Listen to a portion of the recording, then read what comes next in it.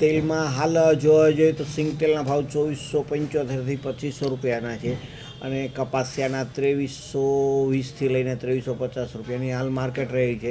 Palmolein છે તો એ 2000થી લઈને 2020 રૂપિયાના ભાવ ચાલે છે. 15 દિવસમાં છેલ્લા જોવા જઈએ તો સિંગ તેલ છે તો સિંગ તેલ 70થી 80 રૂપિયાનો વધારો થયેલો છે.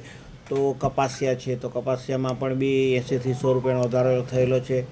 અને પામોલીન જોવા જઈએ તો એ 50થી 60 રૂપિયાનો વધારો થયેલો છે.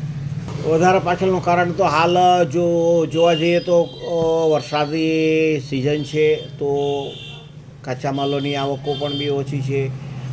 ખેડૂતો છે તો એ વાવણીમાં જોતરાયેલા છે.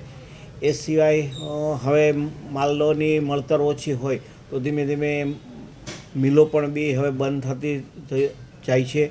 અને એ સિવાય હાલ જે નવા ડબ્બા પહેલાં જે જૂના ડબ્બાનો વપરાશ થતો હતો તે સરકારની મનાઈ આવી ગઈ તો જૂના ડબ્બા બંધ થતાં નવા ડબ્બા ચાલુ થયા તો એ 50 રૂપિયાની પડતર નવા અને જૂના ડબ્બાની ઊંચી થઈ ગઈ તો 50-60 રૂપિયાનો વધારો એમ પણ બી થયેલો છે.